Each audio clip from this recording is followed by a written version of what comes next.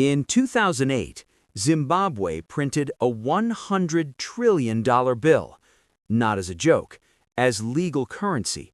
You could hold it in your hand, walk into a store, and buy 3 eggs, maybe, if you got there before lunch. By dinner, you'd need 2 of those bills. This isn't ancient history. This is what happens when a country decides the rules of money don't apply to them.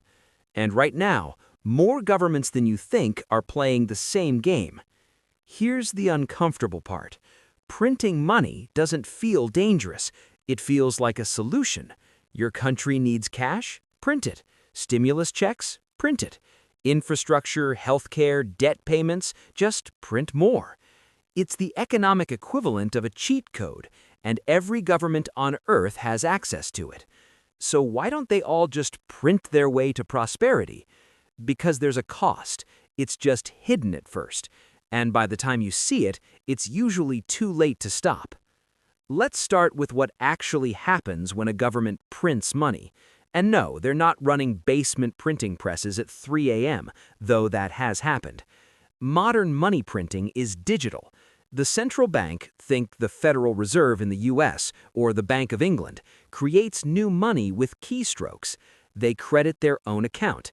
Then they use that money to buy government bonds, which is a fancy way of saying they loan the government money that didn't exist 5 minutes ago.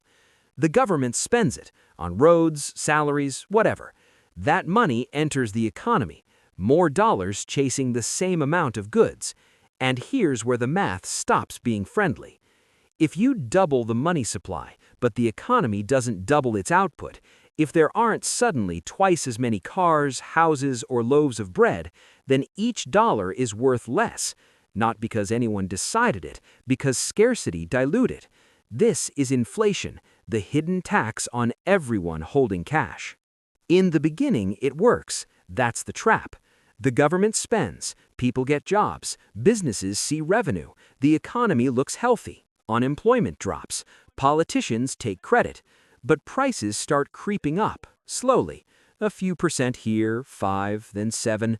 People grumble about grocery bills, but life continues. This is the comfortable phase, the phase where everyone pretends it's sustainable. Some economists even argue a little inflation is good, encourages spending, keeps things moving. And they're not entirely wrong, until the cycle accelerates. At some point, people notice.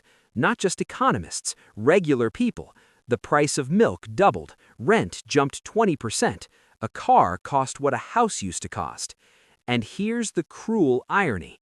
The government's instinct is to print more, because now they need to pay for the same things, but everything costs more.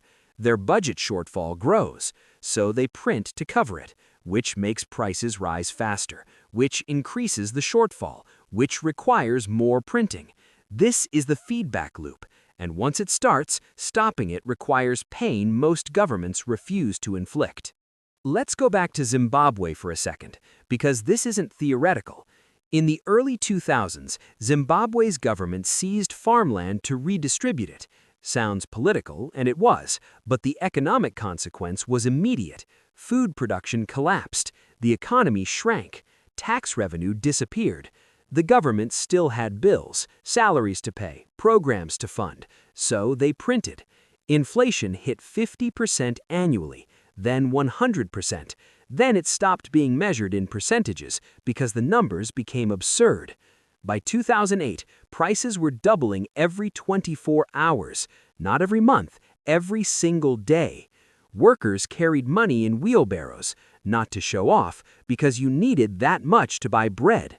Workers were paid multiple times per day because their morning salary was worthless by evening. The $100 trillion bill, it couldn't buy a bus ticket. Here's what the textbooks don't tell you. Hyperinflation doesn't just destroy currency, it destroys trust.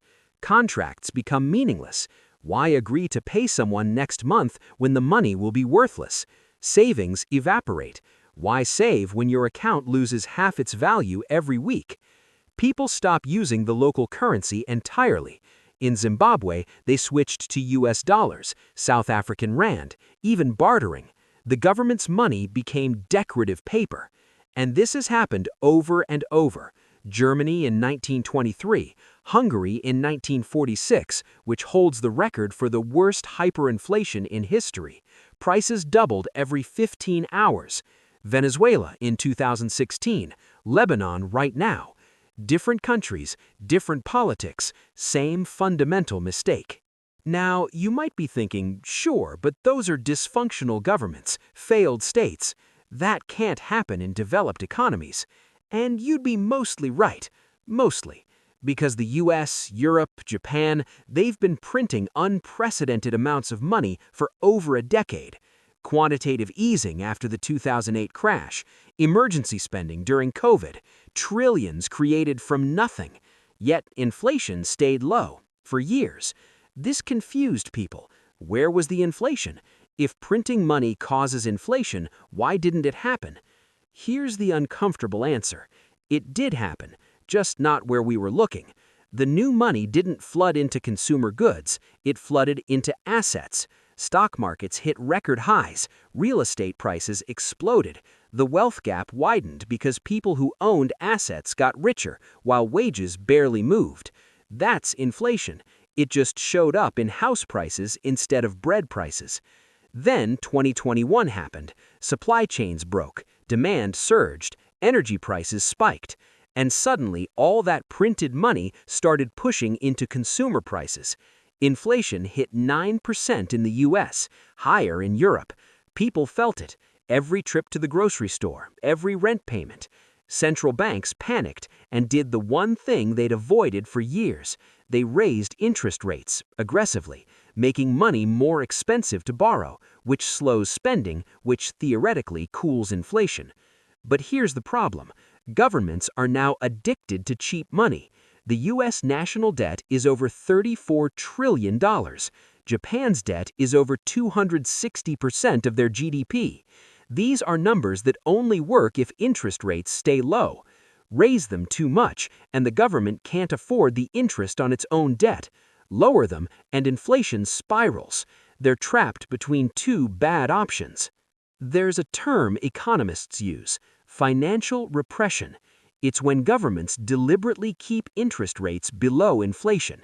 So if inflation is 5%, but your savings account pays 2%, you're losing 3% per year just by holding money. This isn't a glitch, it's policy, because it's the easiest way for governments to reduce debt without admitting they're doing it. Your savings lose value, their debt becomes cheaper in real terms. Inflation is the invisible default. The absurd part, we accept this. We talk about 2% inflation like it's natural, like money is supposed to lose value every year. It's not. For most of human history, money held its value or even increased. Gold doesn't inflate. Bitcoin's supply is capped. The erosion of purchasing power is a choice, not a law of nature. So what actually happens when a country prints too much money? In the extreme case, you get Zimbabwe, Venezuela, Weimar Germany, total collapse. In the moderate case, you get what we have now, persistent inflation, asset bubbles, wealth concentration, a system that works beautifully if you own stocks and real estate and punishes you if you don't. The mechanism is the same, just the speed differs. And here's the thing governments don't want you to realize. There's no magic number, no clear line between acceptable money printing and too much. It's all a confidence game. Money has value because people believe it has value.